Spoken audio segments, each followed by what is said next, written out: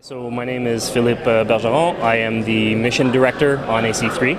I've been working at Ubi for 10 years now. I started on old games like Prince of Persia, Sands of Time, Chaos Theory, and eventually just joined the Assassin's Creed team and eventually became mission director on AC3. Basically, when we were working on AC1, we started out as just level designers. Everybody was level designers, and we realized that the game was too big to just be a level designer. We needed to specialize, and me and another person at work, we sort of created this position because we had a heavy inclination towards narrative and story structure. So we sort of created that, and so on AC1 I eventually specialized as impromptu mission designer, and then eventually on AC2 then started directing that team in a sense.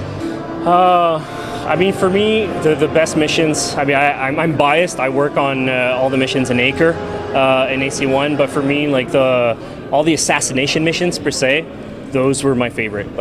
Even be it in another city, the fact that most of the missions, the assassination missions, you can do them either stealth or action or a mix of both.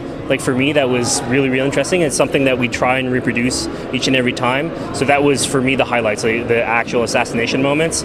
And then the low points are, I guess, more the pacing in a sense for AC1. Because we basically telegraphed the entire story structure from the very beginning. You knew exactly, I have 9 targets to kill, and so you knew the order that you were going to do things in, so there was no surprises. Right? The player started the game and he could already tell when he was going to finish it and what he was going to do to finish the game. And that's something we tried to fix already on Assassin's Creed 2, where there was more surprises. The box, you never knew what new box you were going to open. One thing that we wanted to do was to add challenge in the game. So in the past, we've had some players that were complaining that they found it too easy. For casual gamers, I think our balance was perfect. But this time around, we wanted to go get maybe our more veteran players and give them a challenge. So we wanted to up the difficulty level. So we modified our combat to be a little bit harder than what it was before. It requires more strategy. And we also added a constraint system, which for the casual player, they can finish the game and not deal with this at all.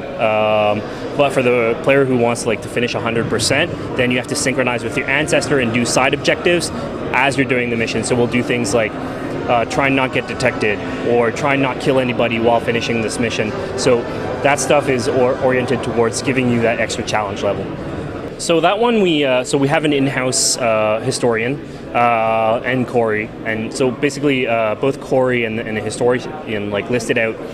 Corey had his meta story in a sense, the story that he wanted to tell for our main character, and the historian basically listed out American Revolution, what were the key moments in there, the key personnel, where people were, Benjamin Franklin at every point of his career.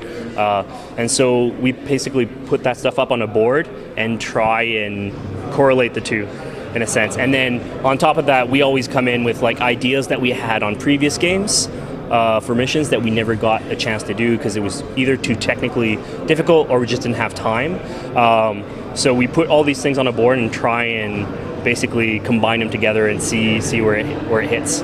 Because we have, I have a document that's been rolling since AC1, which is, I used to call 101 gameplay ideas. Now it's more 10,001 gameplay ideas. It's just it's a very long, hundreds and hundreds of pages document of all the different things that we could do. Technically speaking, we added just the capacity to have more NPCs, so more characters on screen or in the world. So that gives us a lot of abilities that we couldn't before. So if we think back to AC1, if you remember, we never actually did a full siege of a castle, which is very common to the Third Crusade, but we just couldn't handle that technically.